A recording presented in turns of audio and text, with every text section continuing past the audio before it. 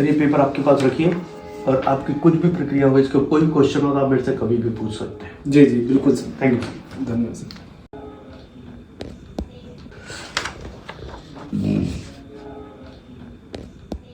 नमस्कार सर। नमस्कार sir. Sir मैं पूना से हूँ, मेरा नाम नरेश सबलोक, मैं बेसिकली इलेक्ट्रॉनिक्स इंजीनियर हूँ और मैं एक बड़े अभियान के साथ जुड़ा हुआ हूँ जिसका मतलब है कि हम लोगों को अपने देश की मिट्टी को बचाना है और देश की मिट्टी बचाना बहुत ज़रूरी है आज की डेट में। अगर हम नहीं बचाएंगे तो आगे जाके बहुत बुरी हालत हो जाएगी।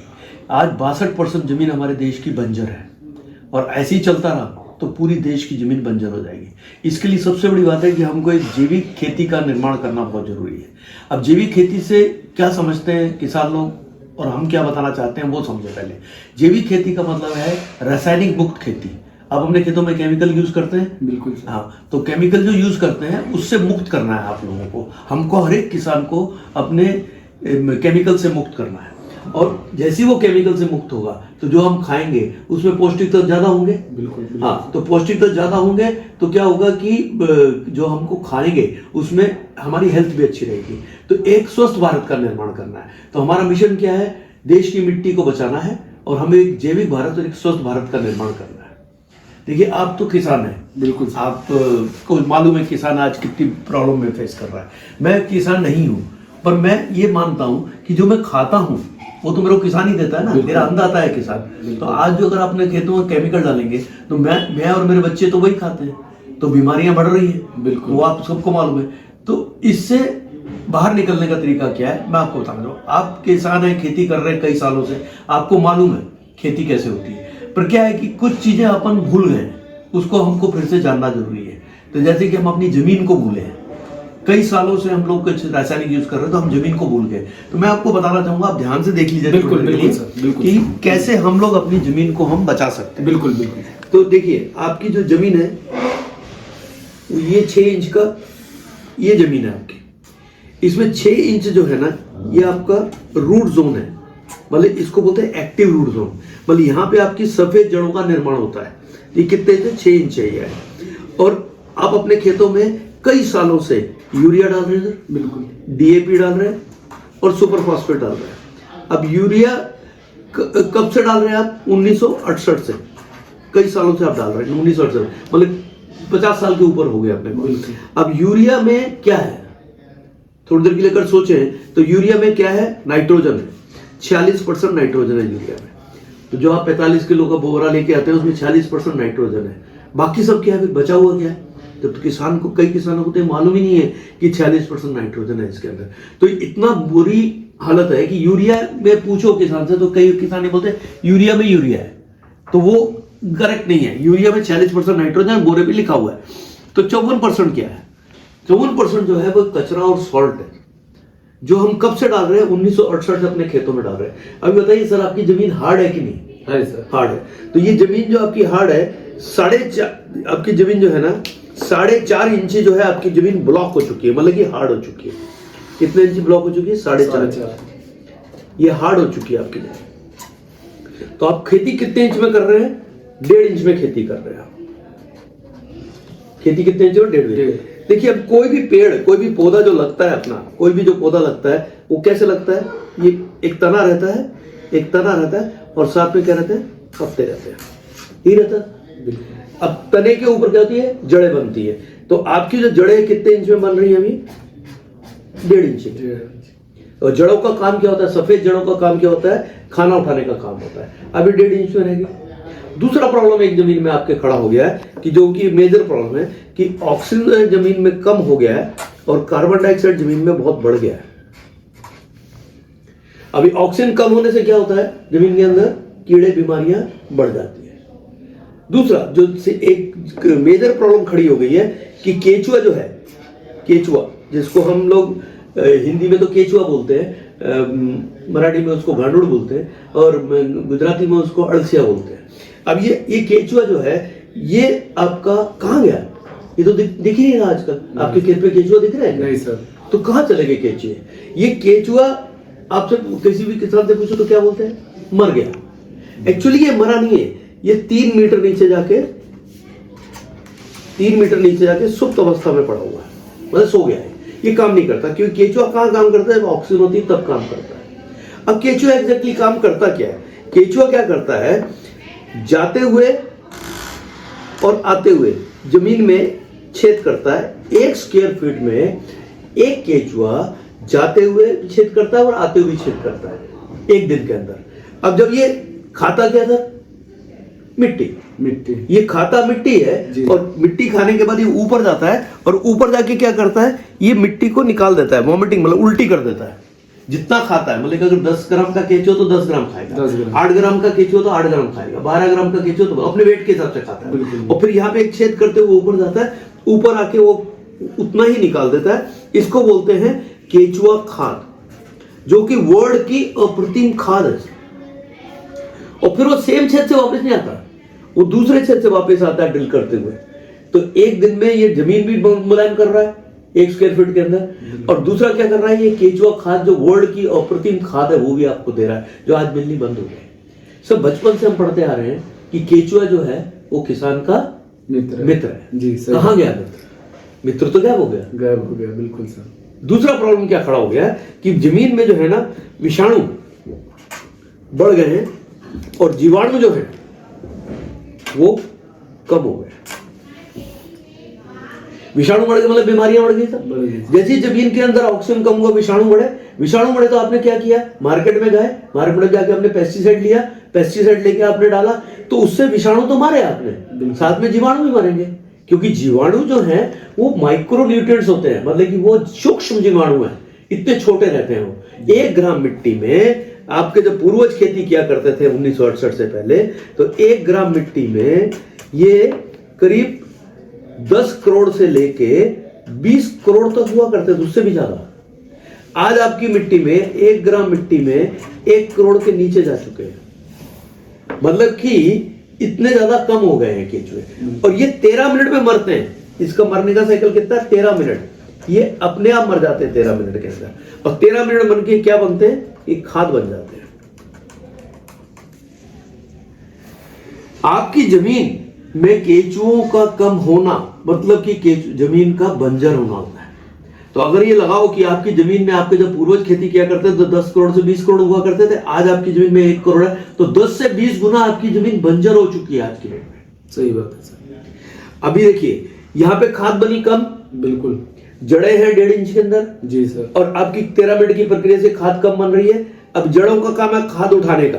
अब ये खाद उठाने की जो प्रक्रिया यहाँ से होनी चाहिए वो कम हो रही है कि ज्यादा हो रही है, कम हो रही है जी। अब ये कम जो प्रक्रिया हो रही है उसके कारण क्या है, आपके जो पत्ते हैं, ये जो पत्ते हैं ये कैसे हो गए हैं, पीले पड़ गए हैं जी सर, ये छोटे हो गए हैं, इनमें सुखड़े हुए हैं, इनका काउंट कम है, पौधे की ऊंचाई कम है जी सर। इससे जो ऊपर की प्रक्रिया है, यहाँ से जो हवा पानी और सूरज जो ऊपर से आने वाला है, जो पत्तों को मिलता है वो मिल ही नहीं रहा, वो इतना कम मिल रहा है।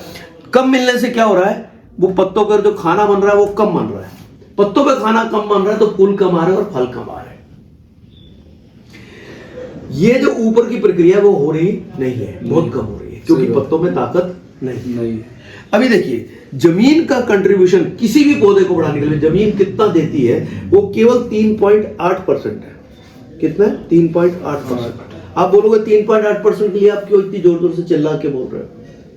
3.8% जो है वो ऐसा इंपॉर्टेंट है जैसे अपने शरीर में एक दिल है, सर ये वीक पड़ गया तो क्या होगा सर, पूरी बॉडी वीक हो जाएगी। और अगर ये बंद हो गया तो क्या होगा, राम राम सत्य, राम राम सत्य हो जाएगा। तो मतलब कि आपकी जमीन के अंदर ये केचुए और जीवाणु जो हैं ये आपके जमीन के दिल हैं, जो वीक पड़ गए उनको ठीक करना जरूरी है। अब अगर ये ज्यादा ठीक हो जाए तो क्या होगा, यहाँ खाने उठाने की प्रक्रिया बढ़ने से ऊपर से जो आता है वो कंट्रीब्यूशन 96.2%, कितना है 96 पर 96.2% जो है वो ऊपर से खींचता है। हवा पानी और सूरज ये ऊपर से आता है, जो फ्री है उसका बिल आपको आता नहीं है। अब मैं आपको बताना चाहूंगा कि दुर्दैव क्या है। मार्केट में हवा के अंदर नाइट्रोजन जो है, हवा में नाइट्रोजन है वो कितना है, 78%। 78% नाइट्रोजन हवा में फ्री अवेलेबल है, फ्री। पर हम किसान हमारा क्या कर रहा है, मार्केट में जाके 40% नाइट्रोजन और 54% कचरे के साथ खरीद के जमीन में डाल के जमीन को हार्ड कर रहा है और जमीन खराब कर रहा है। और ये 78% 78% ऊपर फ्री अवेलेबल है, जिसका कहीं बिल आता नहीं है, उसको खींचने की ताकत नहीं बढ़ा रहा है। सही बात है। चलिए सर, अगर ये मानते हैं कि ये सब परिस्थिति बराबर हो जाए, ये थोड़ा ठीक हो जाए, अगर ये सारी परिस्थिति बराबर होती है, केचुआ एक्टिव होगा, अपने वो केचुआ खाद देगा। अब केचुआ जब ऊपर से नीचे जाके एक केचुआ 1 स्क्वायर फीट में करेगा, आप 43,000 स्क्वायर फीट का आपके पास एरिया है 1 एकड़ के हिसाब से, कितने सारे केचुए जो है वो ऊपर नीचे जाएंगे, तो केचे जमीन में छेद करते चले जाएंगे, जमीन में छेद करेंगे, जमीन मुलायम होगी। जमीन मुलायम होने से क्या होगा, जमीन में ऑक्सीजन जो है वो बढ़ेगा और कार्बन डाइऑक्साइड जो है वो कम हो जाएगा। जब जमीन में ऑक्सीजन बढ़ेगा तो क्या होगा, विषाणु कम हो जाएंगे और जीवाणु बढ़ जाएंगे। और जैसे ही जीवाणु बढ़ेंगे, एक तो केचुआ एक्टिव होगा और जीवाणु बढ़ गए, जैसे ही जीवाणु बढ़ेंगे तो क्या होगा, ये 10 से करोड़ के बीच में जाने का चांस ज्यादा बढ़ जाएगा। 13 मिनट की प्रक्रिया ज्यादा होगी।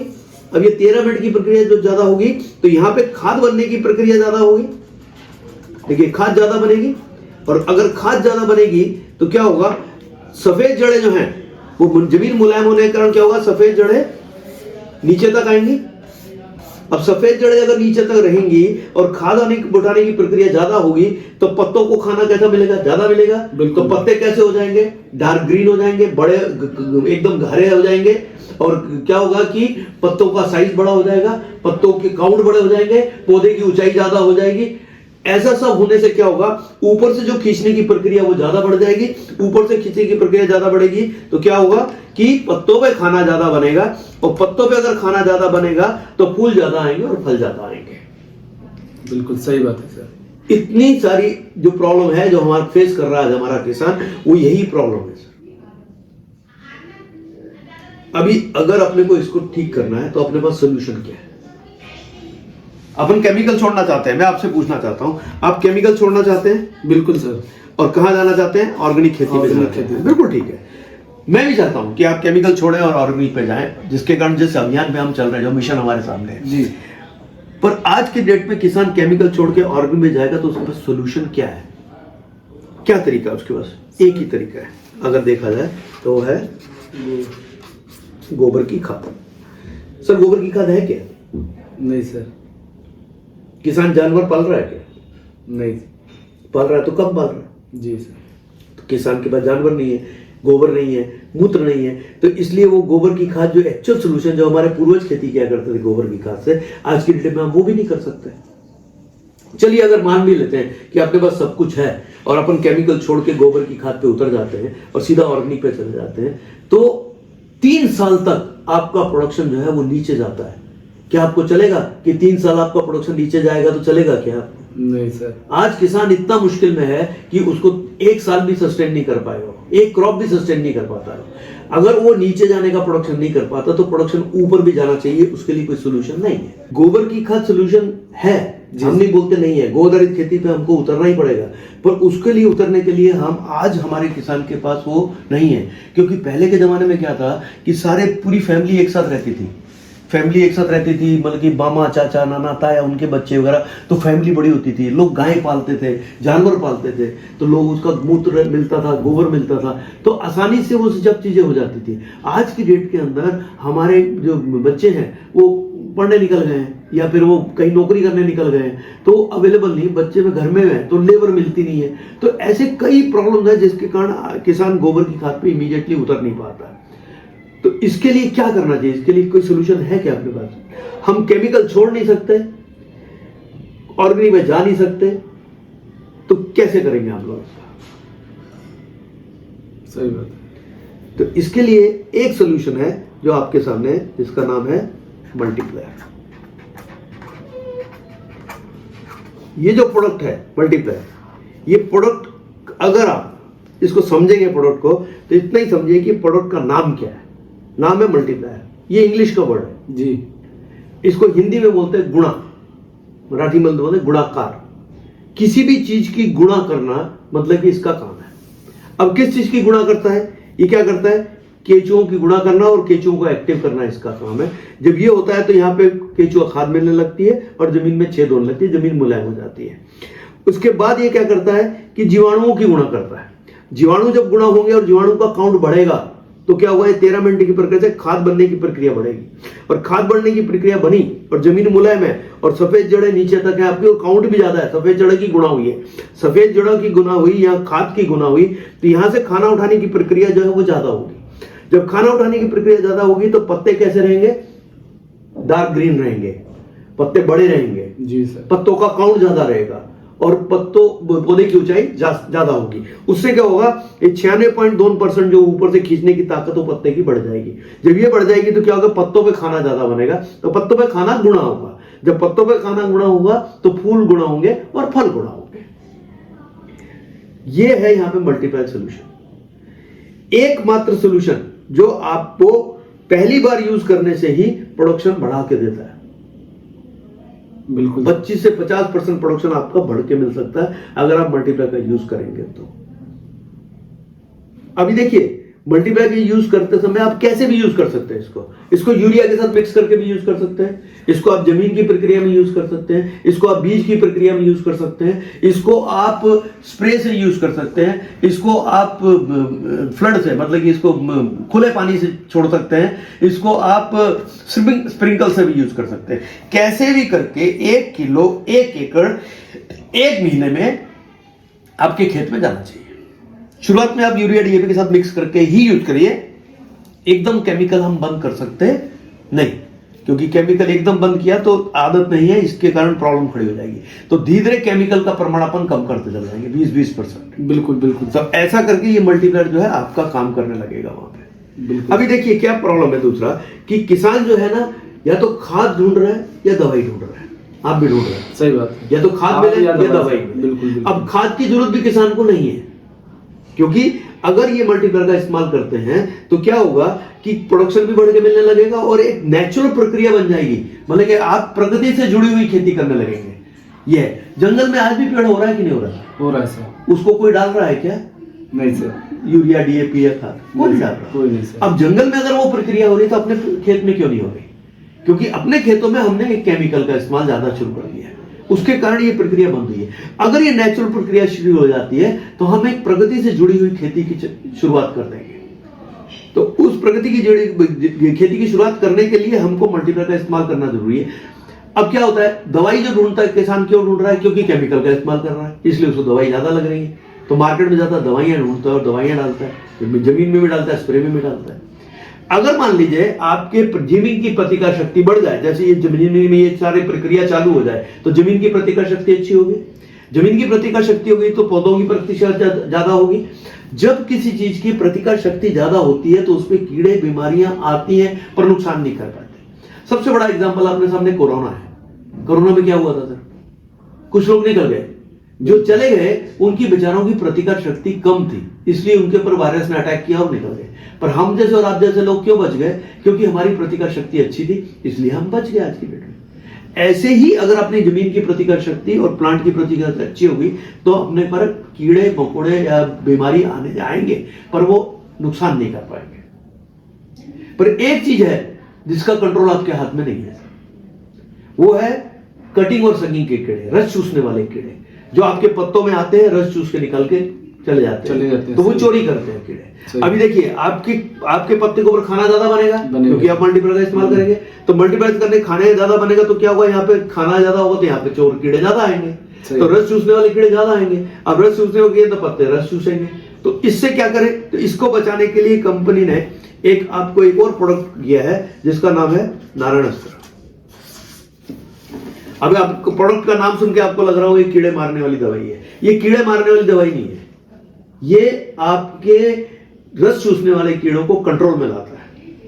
चलिए मैं आपसे एक चीज पूछता हूं कि सर मेरे को ये बताइए कि जब आप अपने खेतों में कीड़े आते हैं आपके रस चूसने वाले, तो आप क्या करते हैं?